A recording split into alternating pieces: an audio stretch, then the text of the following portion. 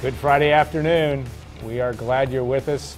Brian's only half glad. He's glad you're with us, but he's not. You know, it's a mixed bag this hour. This is the fastest. This is the fastest hour on the internet, Brian. But no, you're watching it Golden Black Live, and Brian Newbert, Alan Karpick, and we will have a whole host of guests. We have our IFBs in today because nobody's dared to join us in the studio, but we'll have JMV from 1070 The Fan in Indianapolis. We'll have Kyle Charters, who is up in Hoffman Estates, Illinois, covering women's basketball. And then, of course, Tom Dienhart from the Big Ten Network will join us at 2:40. Brian, I'll give you a chance for your opening statement. Obviously, the Boilermakers, we're learning more about, I think, about this basketball team, but obviously another big game for a number of reasons, really, tomorrow against Minnesota. Yeah, I mean, they've obviously, I hate to use the term, they've saved their last basketball of the season for the end, but because that kind of suggests like they've just been holding it back for some arbitrary reason. but really, they are playing their best basketball right now, probably even a little bit better than when they won 4 or 5 going into that first IU game. Agree. What's kind of strange about this now is some odd things have transpired in terms of why Purdue's playing well. You know, Sandy Marchuch obviously has played so well these past couple games, but he's also been sort of their energetic engine, for lack of a better term. He's been sort of the guy who's driven it. He's been a little bit of an inspirational figure. You know, early in the season, A.J. Hammonds was so important to this team. Maybe they didn't have the results then that they're having now, but he was really, really important back then. He's not playing well right now. He's 4 of 17 his last 2 games on offense, not playing with the sort of defensive energy, you know, you'd probably like him to play with. But even with him not playing well, Purdue collectively is playing a lot better than it did earlier in the season, which is kind of interesting. I can't put my finger on that. Yeah, very, and I think I said earlier today that the need to, you can kind of feel like you can embrace this basketball team now. They're putting the effort, the energy in Mackey Arena. Even a loss against Michigan was palpable. It was because the fans, you know, and fueled by Marchuch. I don't think there's any question about that. And then, of course, Tyrone Johnson's 32 points in 29 minutes, basically. I mean, if you think about one thing that I'm still floored at, and you, I'm sure, mentioned this 100 times already, Purdue plays almost 10 and a half minutes of that game against Michigan with Marchuch the only one scoring. Yeah. And then, I mean, it was just absolutely a bizarre happening. And, of course, Purdue's down at that point, but a very strange situation. Well, you know, on the flip side of that, too, you had a player score 32 points, the most since E'Twaun Moore in 2011, and he didn't score in the first 10 minutes of the game. Yeah. So he scored 32 points in 30 minutes, which is incredible. If obviously if Sandy Marchuch hadn't gotten Purdue through the first couple minutes of the game, they really would have been cooked. He scored their first 9 points and really kept them afloat, put them in position to make that run that put them in position to almost win the game. Yeah, no question. All right, now one thing we like to do on this show is also to mention our sponsors, and of course that's Hilton Garden Inn, who's been with us for the 25, 30 years we've been doing this show. No, for the 5 years or so. We're very, very thankful to them and Christy Kuntz down there, and also State Farm agent Trent Johnson. When tomorrow's a big day, stay at Trent Johnson. No, that's we're mixing those together. When tomorrow's a big day, stay at HGI tonight. And of course, TrentIsMyAgent.com. And of course, also Follett's Purdue Pride. Follett's will have a tent sale prior to tomorrow's men's basketball game around Mackey Arena. So a great opportunity for fans to buy garb and merchandise, etc. Jeff Julich and Follett's a Purdue game day tradition since 1945. So again, if you're ever going to be around Mackey Arena for Senior Day tomorrow, make sure you take advantage of that. You know, Brian, I think you look at what you're seeing with this basketball team, and another guy that I know you've liked all along, and he's been a freshman, been up and down from time to time, but Raphael Davis really. 15 points, 9 rebounds, but even that 7 rebound, I don't know how many points he had against Wisconsin, but he's doing a lot. He's doing a lot of things that make you believe that there's going to be a very bright future ahead for this guy.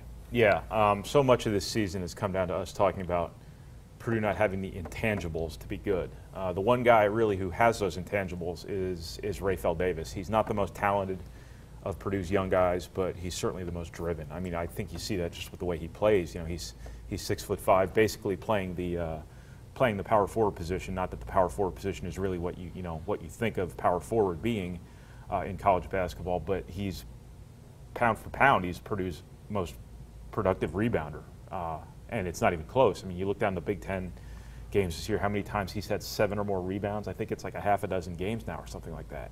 It's just because he wants to, and that's obviously the most important part. He wants to be a good player. You see that in how he works away from games, and you see that with how he plays in games. He's just the most driven guy Purdue has, and it's pretty refreshing too, having watched Purdue all year, to see a guy who really gets excited out there. Obviously, everybody, when things are going well, gets pretty excited. You just don't see the life in Purdue all the time. Rayfeld Davis seems, anytime he makes a play, he seems genuinely excited. Purdue needs that kind of energy. That's what Sandy Marchuch has brought them the last couple of games. It's just been simple, positive energy. And that's almost what Purdue's lacked all season long, and it took Sandy Marchuch here in the last couple of games to bring that. Rayfeld Davis, I should say, has been bringing that the majority of the season, but Purdue just needed a little bit more of it. Yeah, and Sandy, the good thing is he's been far more than a cheerleader. He's been making stuff happen on the court. I mean, and a couple of his explosive dunks, he's taken it to the basket very hard, and again, it is inspiring if you're a Purdue fan to be able to watch that, because he is getting the job. Now, the problem is with Marchuch, I don't think we mentioned this in the open, is that I know you were on the teleconference today with Matt Painter, some level of breaking news with that, but Marchuch's situation is doesn't sound like it's real good for tomorrow potentially. Well, yeah, I mean, he obviously, just when Purdue needed him most, the most unfortunate stroke of luck occurred. Was, he rolls his ankle with 13 minutes to go in the Michigan game when Purdue's up pretty significantly, and I don't think there's a coincidence. Obviously, Trey Burke had everything to do with Purdue losing that game. He won that game for Michigan, but it did not help at all that Purdue didn't have the guy who has provided all that energy we talked about before. Now, I guess Matt Painter said today he didn't practice yesterday. He's going to try to do some things today, but that doesn't sound good. Yeah. It's the day before the game, and it's trying to do some things. Now, with that said, Tyrone Johnson rolled his ankle at Iowa 3 games ago. Has come back. He scored 16 points at Wisconsin, played really well, and then he scored 32 points against Michigan. So ankle injuries, there's some precedent here for these ankle injuries not really mattering all that much, but with a big guy like Sandy Marchuch, I don't know. Yeah, one thing about Marchuch, and obviously we've used this statistic. We're certainly not exclusive to us, but the plus minus in basketball, and of course always has been a hockey term. But Purdue against Wisconsin, Purdue plus 22 with Marchuch in the game, and even against Michigan, Purdue, even though Marchuch was in the game when the Boilermakers were down 10.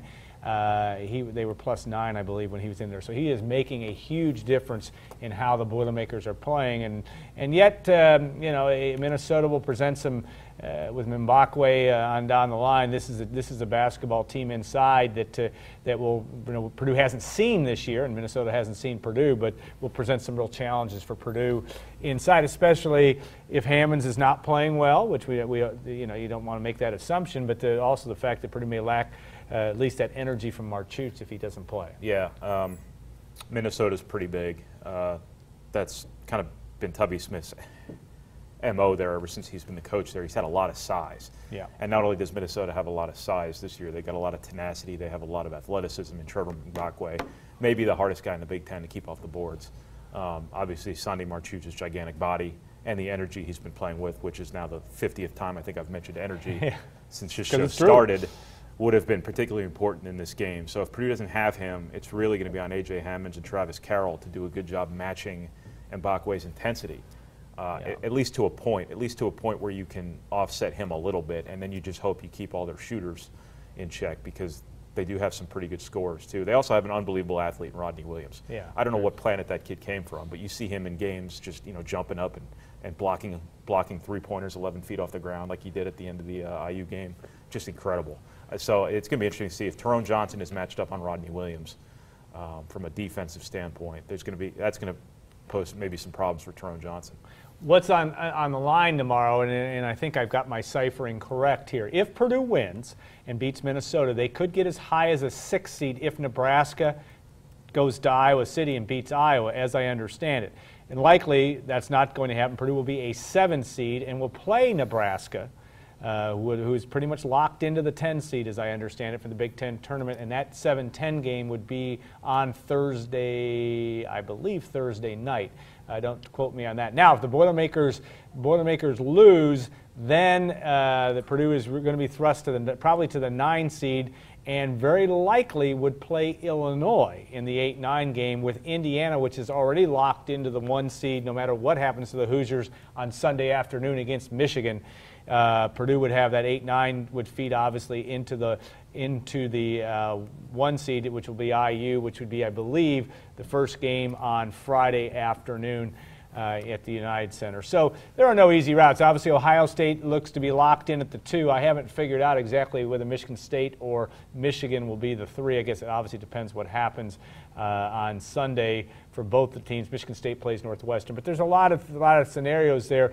The key thing for Purdue is obviously to continue to just keep making steps forward and gather all the wins you can at this point. Yeah, I think something Purdue's shown in the last 2 games, improbably at the most random time of the season, is they can play with anybody when they're playing the way they've played the last 2 games. I've said all year Purdue is good enough from an ability standpoint to have been winning this season. When you look at how many games they lost because of Purdue in the non-conference season, if they win, 4 of those 6 games like they easily could have, you're looking at an NCAA tournament team here probably. So Purdue's capable. It's just a matter of playing the way it's played the last 2 games. If they do, who knows what they can do in the Big Ten tournament. Will I pick them to win the Big Ten tournament? Not on your life. But they're capable of beating people. Well, and I think the thing we found out here the last couple of games especially is you're capable of playing against the better teams in the league. That was part of the problem. Purdue's getting smoked by everybody at the upper end of the ladder, and that's going to be an interesting thing to see how that transpires. Go ahead, and we'll have one quick comment before we get to JMV. When you look at why Purdue was getting smoked by everybody who was good in the conference at the time, if you really diagnose those games, the reason was Purdue. I mean, obviously Purdue lost to teams that were better than them from an ability standpoint and probably wouldn't have won those games anyway, just from a horses-on-horses standpoint. But Purdue was making so many mistakes and just playing such shoddy basketball at times, really, that they were getting themselves blown out. I mean, they would have lost those games anyway probably, but they were getting themselves blown out. All right. Well, I think that's a fair assessment, and it is going to be an interesting senior day tomorrow. JMV, are you there? I am here, guys. How are you doing? Well, we're doing well, and I know I feel so guilty because your 4-hour prep time for the big show at 3 o'clock. I mean, we're cutting right into that here in this last golden hour. Usually, I know you just have silence, and you kind of sit there like Buddha for an hour. I'm sure. Buddha, exactly. Yeah, I listen to I listen to Coldplay, not really. Yeah, but, Coldplay, Nickelback, stuff like that to get prepared. You know how it goes. Yeah. Now. I was listening yesterday because we can get 1070 up here in West Lafayette as we drive around looking for people to spend money on our magazine. And you were talking about the Big Ten's most valuable player, and obviously Purdue fans got an eyeful. They got an eyeful of Victor Oladipo certainly in 2 games this year, though Oladipo was hurt in game 2. But Trey Burke, on Wednesday night, just a phenomenal performance. And are you still of the same feeling that that award comes down to who might have the better game Sunday afternoon? Makes you wonder. I mean, there are a lot of things coming down to this Sunday game that have a lot of bearing on awards. I think it has bearing on national and Big Ten. I think it has bearing on Defensive Player of the Year awards, and that's just kind of breaking the surface on it. I think Trey Burke has the advantage right now over Oladipo, and we'll see what happens coming up on Sunday. But the way he played down the stretch against Purdue that you guys were front and center for the other night was so impressive offensively, and he kept the ball. He was the main guy, and he basically put away the Boilermakers from the free throw line and making plays as well. But I think right now, if I were going to fair or cast a vote, it would be for Trey Burke. But all that could change if Oladipo has an outstanding game on Sunday, and who knows? I mean, maybe I'm making too much about this, but I think that game has a great deal of bearing on how things are going to go in the Big Ten Player of the Year race. Yeah. Here's why Trey Burke has my Big Ten Player of the Year vote, if anyone cares. I think if you look at importance to team standpoint, I think if you take Victor Oladipo off of Indiana, they've still got a franchise player in Cody Zeller, and they've got great seniors. If you take Trey Burke off of Michigan, they got Tim Hardaway, who's a complimentary player, a first-team All-Big Ten potentially complimentary player, and a bunch of freshmen. I think Michigan without Trey Burke is not even might not even be a tournament team. I think Indiana without Victor Oladipo is still very, very good. Yeah, I would tend to agree with part of that. I think Oladipo is a lot more valuable to that team than what you just suggest. Yeah. I do. I mean, with everything that he does, I mean, you can tell when he's not completely engaged or the shots aren't falling. These guys struggle. I mean, these guys have struggled for whatever reason against Ohio State. These guys have struggled even, in that win against Iowa this past weekend. And, I think that you got two guys that's directly reflected to both Zeller and Oladipo. But I think I have to kind of combat with what you said regarding Victor is that he does so much in the grand scheme of things. No question. Whereas, Yeah. granted, I'm not taking away what Trey Burke does, but what's Trey Burke? Trey Burke is their primary ball handler, but he's also their scorer. Right. So you have Oladipo that goes so much, and then you have Burke that obviously is their linchpin there. I think that all of that comes close to equaling out. But I would tend to agree with you right now. If there is a player that has at least an arm's length advantage in that race, I think it's Trey Burke. I don't know about Michigan without him. I haven't really thought about it without him. It'd be kind of interesting to see that scenario if you'd have guys step up or not. But, yeah, I would have to consider you take his points away, and Michigan probably offensively would be very lost. Well, and that overshadowed to some extent only because Michigan got the win, but the Indianapolis guy, Tyrone Johnson, really one of the great, really, I just called he was willing the ball into the basket. And sometimes the way Tyrone shoots it, he's always willing the ball into the basket. But talk about that a little bit. And here's a North Central guy, guys, you got that I know you follow Indianapolis high school basketball, Indiana high school basketball well. But this guy, Tyrone Johnson's had it up and down. But he showed last Wednesday night that what Matt Painter's talked about, that this guy is at some point in his career maybe an All Big Ten caliber player. Yeah, I would agree with you on that. I thought that the reason he was so good offensively, he was so engaged offensively that I think that helped him focus and be fully engaged to his entire game. I mean, he's a guy at times where he'll get his head down. And I don't know if you want to call it pout, but he'll get his head down, and I think that it affects certain aspects of his game when his shot's not falling or that offense isn't there. You saw a fully engaged Tyrone Johnson on Wednesday night against Michigan of the level that I haven't seen. And well, if you're Matt Painter, you got to hope that that's what you see over the course of his growth into this season and then certainly into next season, because he is capable of it. I don't know if it's a maturation process or what, but his talent is there. And I think you saw it on Wednesday that when he's feeling really good about what he's doing on the offensive end, he's as engaged as you're going to get him, I think, in his overall game. And that's just to the benefit of Purdue, obviously. You know, you obviously know Matt Painter and have watched him. This is a body of work season, in my opinion, in terms of when you look at Matt Painter's career at Purdue. Obviously, he's won Big Ten Coach of the Year 3 times. And I know you're not one to get too emotional or jump off the bandwagon real quick, but talk about the job Matt Painter's done, and maybe some of this, Purdue fans have a hard time when Indiana's sitting in the top 5 for the entire season, but Matt Painter hasn't forgotten to coach, at least in our estimation, at this point. No, I think I often blame certainly the players and how they play the game more than I do the coaches and how they execute coaching-wise during the game and how they prepare their players during the game. You know, it's interesting you bring that up because I got a lot of these people on Saturday saying, well, it's obvious Brad Stevens didn't prepare Butler. Look how they couldn't handle that pressure at VCU. And I'm thinking, you kidding? So you think he slept through the entire week and said, you're going to get pressed out here, but you just handle it the way you want to. Now, coaches work long and hard, and I'm always going to have their back in preparing their players. Now, as to the level that those players are ultimately going to play, I think oftentimes that's going to be up to that player. And we've seen, I think, at certain points, an evolution of the Boilermaker player, whether at times you've seen flashes from A.J. or Tyrone the other night or Ronnie, or even Sandy for that matter. I mean, you've seen these guys kind of give you flashes. I think it's up to the coaching staff now to see if you can't get these guys to put that all together and make that a consistent effort. All along, I think that's what Matt's looking for, and I think that he has that within those players.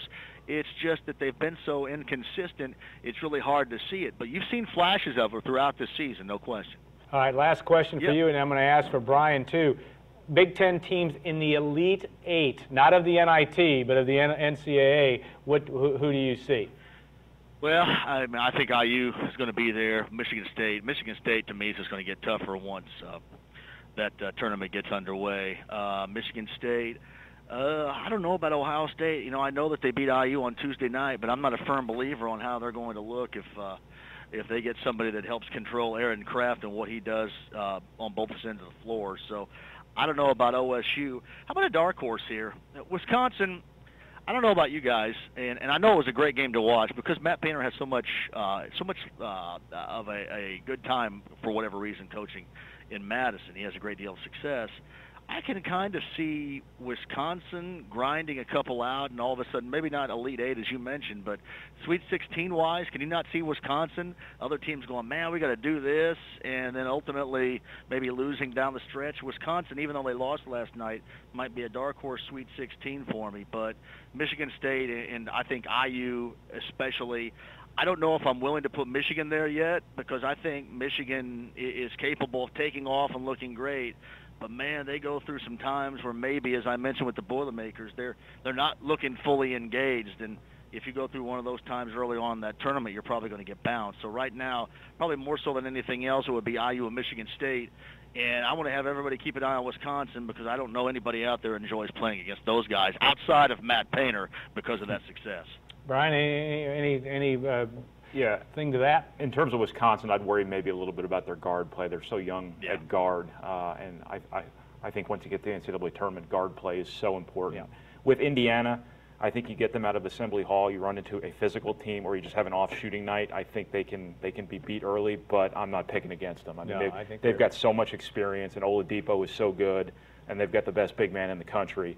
They're so explosive offensively. They have good guard play, albeit they have a freshman point guard too. But he's in a comfortable situation with all those veterans around him. I certainly like their chances to get. Hey Brian, do you think that best big man in the country will recognize one of these days that he's been touted and should be the best big man in the country? Because oftentimes it's almost like he doesn't realize it. Or he should be. Yeah. I mean, I certainly wonder sometimes how IU can start going away from him and then not be reminded. I think maybe there's a little bit of an issue in having too many weapons sometimes, where you fall in love with spreading the ball around a little bit, and you forget your bread and butter, so to speak. And but still, that's probably a good problem to have. It's not when it gets you beat, but it's a good problem to have in a situation like going into the NCAA tournament. And you want a lot of guys who can score, and a lot of people that opponents really have to worry about. In terms of other teams going into the tournament, it's hard to ever pick against Michigan State. I think they have their flaws.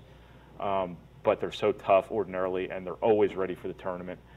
In terms of Michigan, what I said before, guard play is so important. I really like Trey Burke. I mean, it's hard not to. And obviously Tim Hardaway Jr. is a very good guard also. They have a lot of youth as well. You always worry about freshmen sometimes in those situations. So if you're asking me how many get to the Elite Eight, maybe two or three of those teams.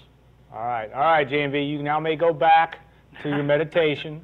Actually, I had a great deal of fun with you guys. I'd rather be doing with you guys. That only speaks to your fun level, my friend. But anyway, we'll all tune in about 35 minutes when you are on the air pontificating and doing what you do on 1070 The Fan in Indy. So thanks so much for joining us, and we'll look forward to talking to you again soon. Anytime, Alan and Brian. Thanks. You guys have a great weekend. All right, thanks so much. All right, we've got Kyle on hold, and we're going to take a 2-minute break, and hopefully the women's game isn't about to tee it up here, but we will have Kyle Charters on from Hoffman Estates, Illinois, after we return in a 2-minute break on Gold and Black Live.